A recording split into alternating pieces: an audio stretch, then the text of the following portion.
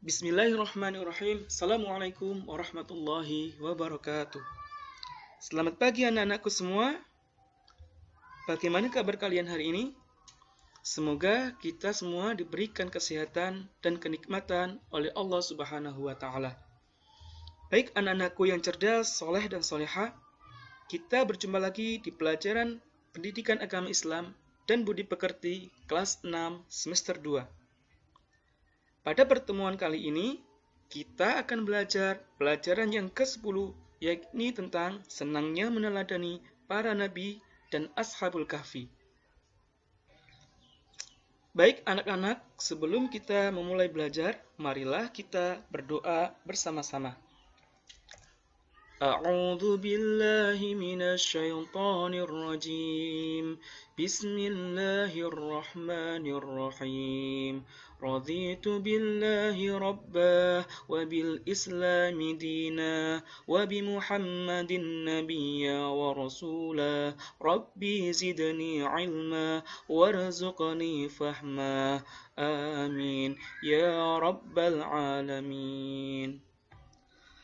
Alhamdulillah, semoga dengan doa tersebut belajar kita pada hari ini diberikan kemudahan dan ilmu yang bermanfaat. Amin ya rabbal alamin. Oke anak-anak, mari kita simak kisah yang pertama, yakni kisah dari Nabi Yunus alaihi salam.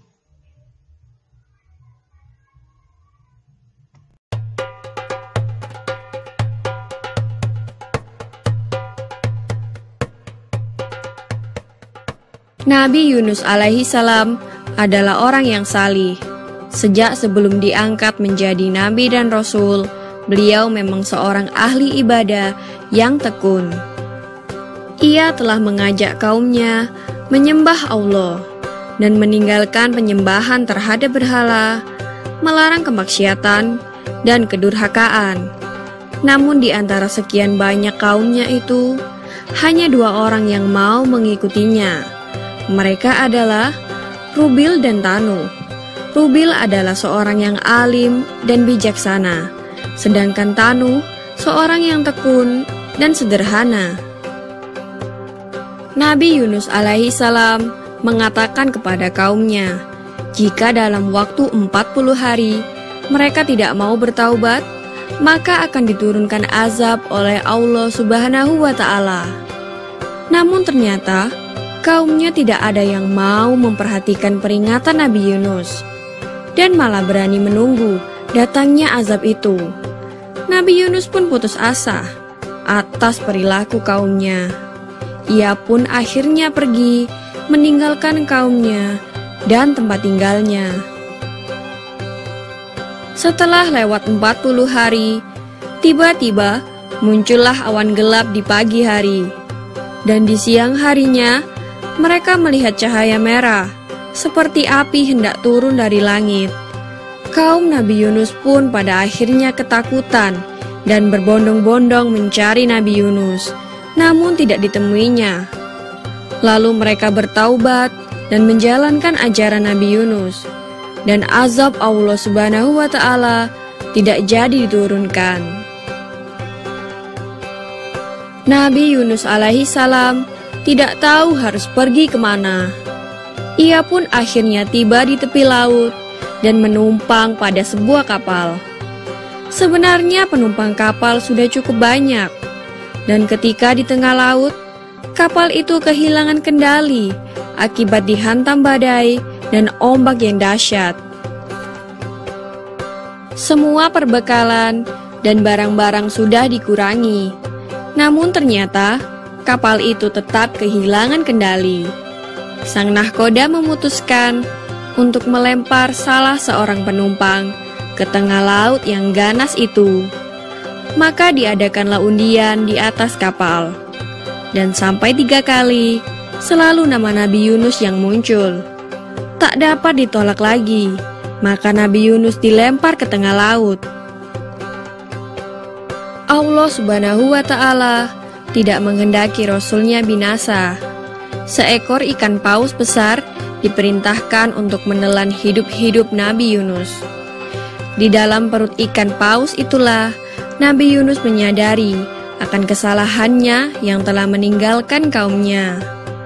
Ia berdoa kepada Allah dan bertobat kepadanya. Ya Allah, tiada Tuhan selain Engkau, Maha Suci Engkau. Sesungguhnya aku telah menganiaya diriku sendiri, dan aku termasuk golongan orang yang zalim. Doa Nabi Yunus di dalam perut ikan paus.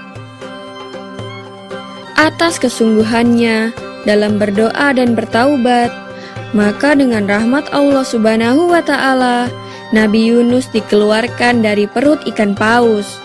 Ia pun terdampar di tepi pantai dalam keadaan yang sakit dan lemah. Setelah Allah mengembalikan kekuatan dan kesehatannya, ia segera kembali ke kaumnya. Tak disangka, ternyata kaumnya itu nampak menyambut kedatangannya dengan gembira. Lebih dari 100.000 orang telah diseru Nabi Yunus untuk menyembah Allah. Dan karena kaumnya taat dan bersedia diajak beribadah kepada Allah, maka Allah pun memberikan kelapangan, kemakmuran, dan ketentraman hidup untuk Nabi Yunus alaihissalam dan kaumnya. Demikian kisah Nabi Yunus yang ditelan ikan paus. Semoga kisah ini dapat mempertebal iman kita kepada Allah Subhanahu wa Ta'ala. Amin ya Rabbal Alamin.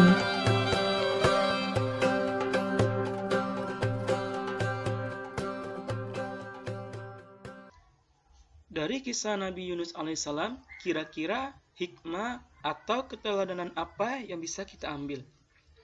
Yang pertama adalah kesabaran, keteguhan, dan tidak mudah putus asa dalam beribadah dan berdakwah di jalan Allah Subhanahu wa Ta'ala.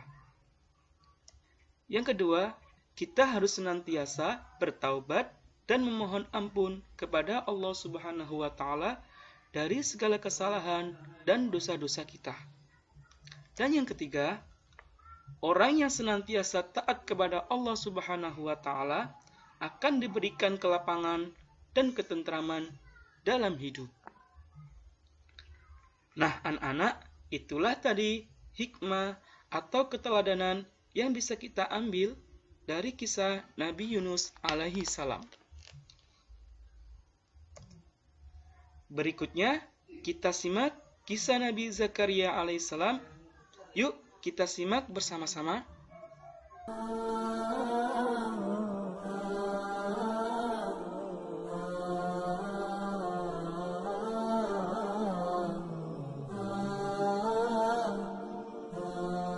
Nabi Zakaria merupakan salah satu dari 25 nabi pilihan Allah Subhanahu wa Ta'ala. Sudah lama beliau dan istrinya hidup dalam kesunyian karena belum juga dikaruniai seorang anak oleh Allah Subhanahu wa Ta'ala. Usia mereka sudah mencapai 80 tahun. Sangat mustahil apabila mendapatkan seorang anak dalam usia lanjut. Istri Nabi Zakaria sedih melihat suaminya termenung karena belum dikaruniai seorang anak. Nabi Zakaria menginginkan seorang putra penerusnya. Nabi Zakaria berdoa kepada Allah Subhanahu wa Ta'ala untuk memberikannya seorang anak. Ya Tuhanku, sesungguhnya tubuhku telah lemah dan kepalaku telah ditumbuhi uban, dan aku belum pernah kecewa dalam berdoa kepada Engkau. Ya Tuhanku, sesungguhnya aku khawatir terhadap penerusku, sedang istriku adalah seorang yang mandul. Maka anugerahilah aku dari sisi Engkau seorang putra yang akan mewarisi sebagian keluarga Yakub, dan jadikanlah ia ya Tuhanku seorang yang diridhoi oleh-Mu. Quran Surat Maryam ayat 4-6. Akhirnya Allah Subhanahu wa Ta'ala pun mengabulkan doa Nabi Zakaria. Tak lama setelah Nabi Zakaria berdoa, malaikat menghampiri Nabi Zakaria saat beribadah dan menyampaikan firman Allah Subhanahu wa Ta'ala. Hai Zakaria, sesungguhnya kami memberi kabar gembira kepadamu. Engkau akan memperoleh seorang anak yang bernama Yahya, yang sebelumnya kami belum pernah menciptakan orang yang serupa dengan dia. Quran Surat Maryam ayat 7. Nabi Zakaria alaihissalam pun berkata, "Ya Tuhanku, bagaimana aku akan mendapatkan anak, padahal istriku mandul dan aku sendiri sesungguhnya sudah mencapai umur yang sangat tua." Quran Surat Maryam ayat 8. Lalu Allah Subhanahu wa Ta'ala berfirman, "Demikianlah hal itu adalah mudah bagiku, dan sesungguhnya telah aku ciptakan engkau sebelum itu, padahal engkau di waktu itu belum ada sama sekali." Quran Surat Maryam ayat 9. Nabi Zakaria segera tersadar bahwa sesungguhnya tidak ada satupun yang sulit bagi Allah Subhanahu wa Ta'ala. Segala sesuatu yang sepertinya tidak mungkin terjadi di alam semesta ini dapat terjadi atas izin Allah. Hati Nabi Zakaria dipenuhi rasa syukur kepada Allah. Nabi Zakaria alaihissalam berkata, "Ya Tuhanku, berilah aku suatu tanda." Allah lalu berfirman, "Tanda bagimu adalah bahwa engkau tidak dapat bercakap-cakap dengan manusia selama 3 malam, padahal engkau dalam keadaan sehat." Quran Surat Maryam ayat 10. Beliau merasakan kegembiraan yang sangat dalam karena malaikat telah memberitahukannya tentang kelahiran seorang anak laki-laki yang diberi nama Yahya oleh Allah. Dengan kemuliaan yang agung ini, Allah menyampaikan berita gembira kepada Nabi Zakaria bahwa anaknya akan membenarkan kalimat Allah dan akan menjadi seorang yang mulia serta menjadi seorang nabi dari orang-orang yang soleh. Setelah mengandung selama 9 bulan, istri Nabi Zakaria akhirnya melahirkan seorang anak laki-laki sesuai firman Allah. Bayi tersebut diberi nama Yahya. Nabi Yahya lahir 3 bulan sebelum kelahiran Isa Al-Masih bin Maryam. Sejak kecil, dia telah diajarkan Taurat oleh Nabi Zakaria dan mulai dakwahnya. Ayah dan anak tersebut menjadi guru bagi kaum Bani Israel dalam berbagai banyak hal. Allah pun berfirman, "Wahai Yahya, ambillah pelajarilah kitab Taurat itu dengan sungguh-sungguh, dan kami berikan hikmah kepadanya Yahya selagi dia masih kanak-kanak." Quran Surat Maryam ayat 12. Nah teman-teman, itulah tadi adalah kisah singkat tentang Nabi Zakaria yang tidak kunjung diberikan anak, tapi berhasil juga diberi anak oleh Allah Subhanahu wa Ta'ala karena ia rajin berdoa. Oleh karena itu teman-teman, rajinlah berdoa karena Allah pasti akan mengabulkan setiap doa dari hamba-hambanya. Terima kasih telah menyaksikan video ini dan sampai jumpa di video kami lainnya. Nah, dari kisah Nabi Zakaria alaihissalam, hikmah atau keteladanan apa yang bisa kita ambil? Yang pertama adalah kita senantiasa memohon dan berdoa hanya kepada Allah Subhanahu wa Ta'ala, bukan kepada yang lainnya. Yang kedua, yaitu kita harus mempunyai sikap tawakal dan beriman kepada Allah Subhanahu wa Ta'ala, dimanapun, kapanpun, dan dalam keadaan apapun. Kita harus bertakwa dan beriman kepada Allah Subhanahu wa Ta'ala.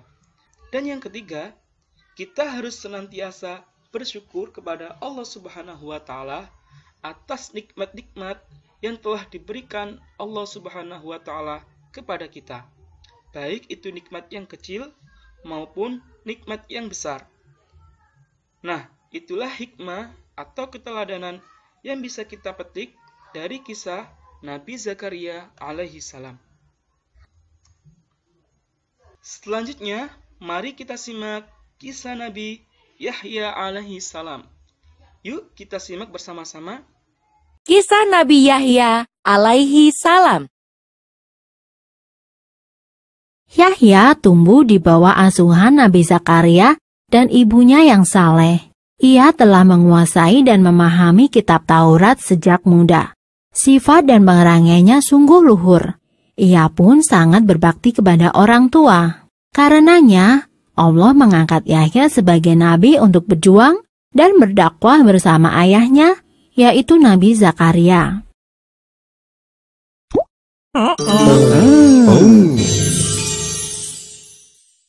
Sementara itu, kaum Bani Israel yang berdiam di Palestina diserang oleh bangsa Romawi. Mereka berhasil dikalahkan dan harus menjadi jajahan bangsa Romawi. Kemudian ditunjuklah Herodes sebagai raja. Ia memerintah dengan sangat kejam dan sewenang-wenang.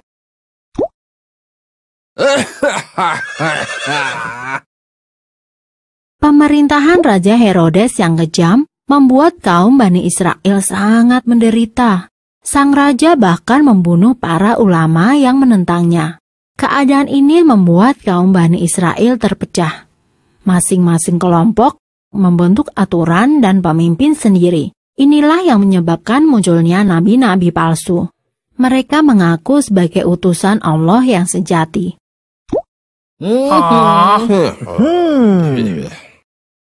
Dakwah dan ajaran kebenaran Nabi Yahya lantang terdengar. Sedikit demi sedikit, Nabi Yahya berhasil mengajak beberapa orang untuk kembali ke ajaran yang benar. Sebagai bukti taubat, Nabi Yahya membaptis mereka dengan cara memercikan air sungai Yordan. Perbuatan Nabi Yahya ini membuat kaum Bani Israel lainnya menjadi sangat murka dan semakin membenci Nabi Yahya maupun Nabi Zakaria.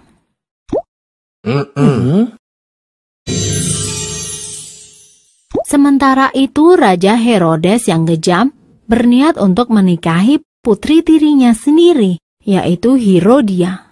Keinginan Raja Herodes ini ditentang oleh Nabi Yahya, karena haram hukumnya seorang bapak menikah dengan anak tirinya. Kecaman Nabi Yahya tentu saja membuat Raja Herodes menjadi sangat murka.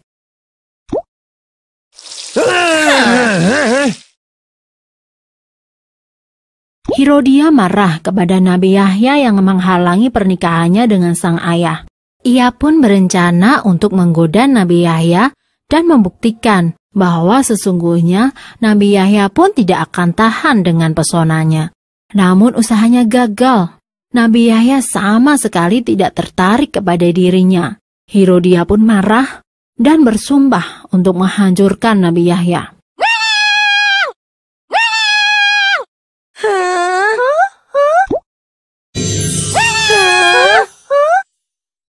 Keteguhan Nabi Yahya dalam berdakwah membuatnya harus menghadapi dua kekuatan besar, yaitu kaum Bani Israel dan Raja Herodes, serta putri Herodia yang sangat berkuasa. Putri Herodia meminta agar sang raja mengerahkan pasukannya untuk menangkap dan membunuh Nabi Yahya. Dengan demikian, mereka bisa menikah tanpa ada yang menghalangi. Dan rencana jahat itu dibantu oleh kaum Bani Israel. Mereka rela bekerja sama dengan penjajah demi menyingkirkan Nabi Yahya.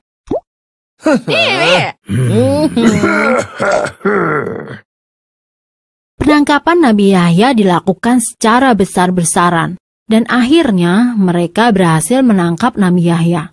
Nabi Yahya pun dibawa ke istana untuk diserahkan kepada Raja Herodes dan putri Herodia.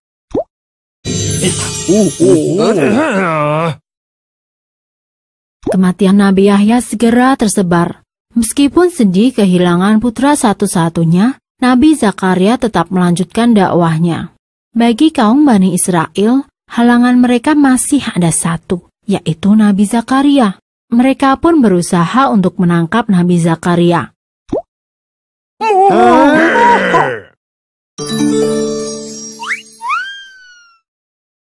Nabi Zakaria berlari dari kejaran prajurit Romawi.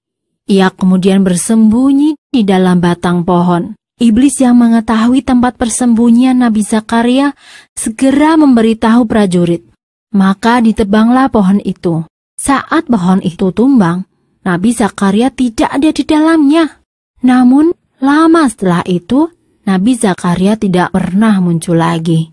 Apa yang mereka lakukan terhadap Nabi Zakaria dan Nabi Yahya sungguh kejam, dan orang-orang yang demikian mendapatkan murka dari Allah.